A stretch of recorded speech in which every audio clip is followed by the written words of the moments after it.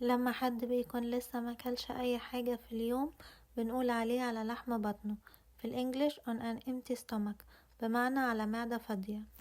You can't travel on an empty stomach. I shouldn't drink on an empty stomach. ودي صورة الإديوم اللي جاي، لو عرفتوا اكتبوا في الكومنتس. لما بنواجه مشاكل في الشغل بنقول أكل العيش مر. في الإنجليش the struggle is real، وده معنى قريب من لقد خلقنا الإنسان في كبد. Yeah, like the struggle is real, as we say in English. The struggle is real, but it's worthwhile struggle. ودي صورة الإديوم اللي جاي، لو عرفتوا اكتبوا في الكومنتس.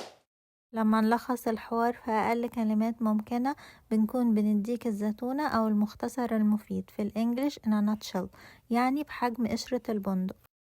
Okay, that's it, in a nutshell. That's Thomas in a nutshell. ودي صورة الإديوم اللي جاي، لو عرفتوا اكتبوا في الكومنتس.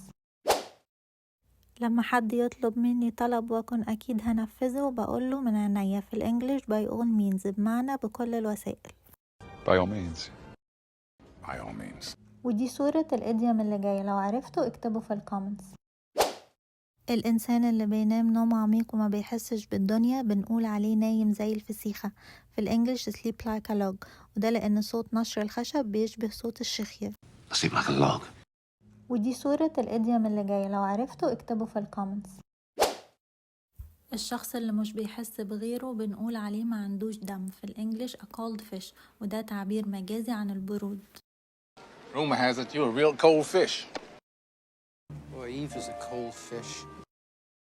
Got it. Yes, he's clearly the most dreadful cold fish. ودي صورة الإديوم اللي جاي، لو عرفتوا اكتبوا في الكومنتس.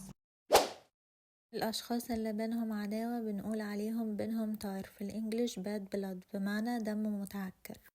They paying us for having the bad blood. I don't want any more bad blood between exes. 5 years is too long for bad blood between brothers. ودي صورة الإديوم اللي جاي، لو عرفتوا اكتبوا في الكومنتس.